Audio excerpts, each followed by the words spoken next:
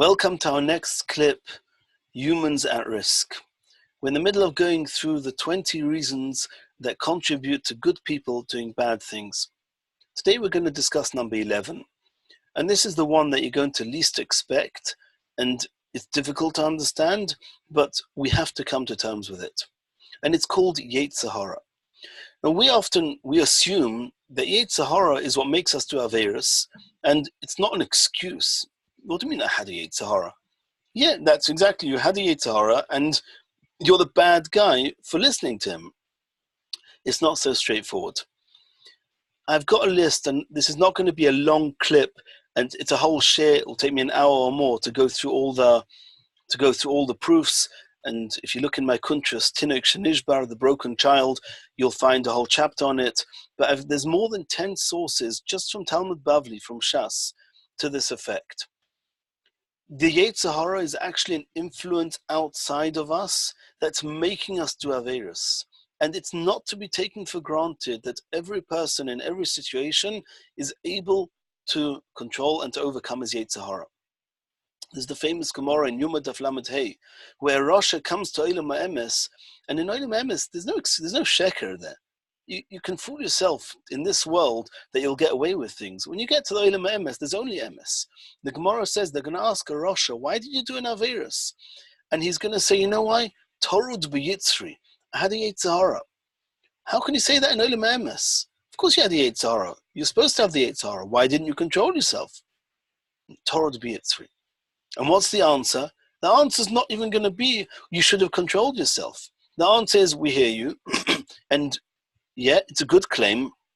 There's one problem, that in history there was somebody before you that had even a bigger Yetzer Horah and managed to control himself. That was Yosef hatzadik. So if Yosef managed, so should you. And it's almost as if it says in the Gemoro that had this person been born or died before Yosef hatzadik, he would have got away with it. It happens to be, and there's another clip on this, you can look for it, but there's another clip where I brought proofs at length that today's generation, before Mashiach comes, is going to be on a worse madrega and ruchnius and more tum in the world than it was in mitzvrayim in its worst situation. Mitzvrayim never went below the 49th madrega of tumah. In today's generation, we're at the 50th madrega of tumah. Who knows if Yosef hatzadik would have managed to overcome the nisyonis in today's generation? Who knows if somebody is going to come to the olam haemes and he's going to say, what can I do? I was born into the iPhone generation and I just couldn't. I couldn't.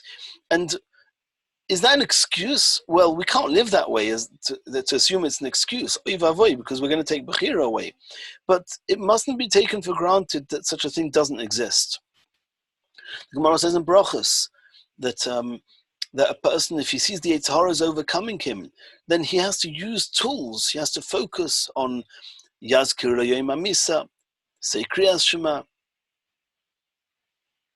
And the Gemara brings in other places different things we can do to help us overcome the Yetzer Horah. But what happens if a person's not able to use those tricks or those ideas the Gemara gives?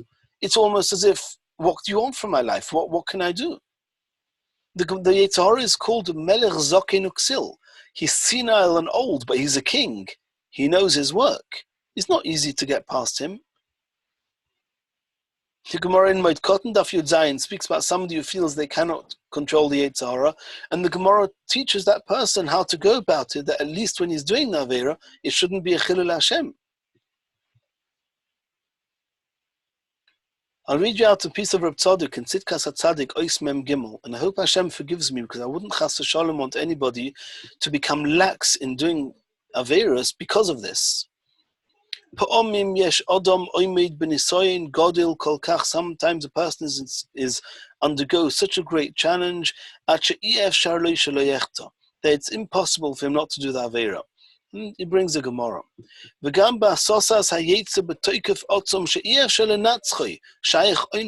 concept of oinus, of just having no choice, applies even with milchemes hayetza.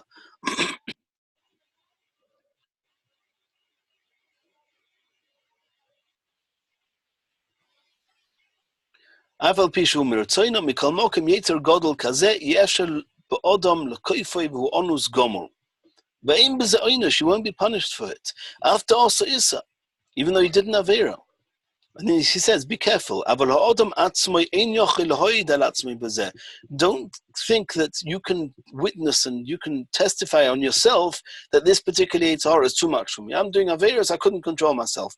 Be careful, you're taking a risk. Because you'll only get away with it if it's really an oinus. And it's not so common. But at least there's a don l'kaf. And he says,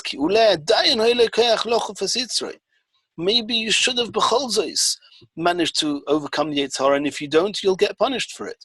When it comes to being don l'kaf schus, do we know the size of somebody else's Yetzer Horah? And the Gemoro says that Menashe told Rav Ashi that if you would have been in the generation of Oivdei Avodah Zarah, you would have run to the Avodah Zarah to do Avodah Zarah. Before judging others, we have to make sure that with don l'kaf schus, we do not know the level of their Yetzer Horah. Let's give them the benefit of the doubt.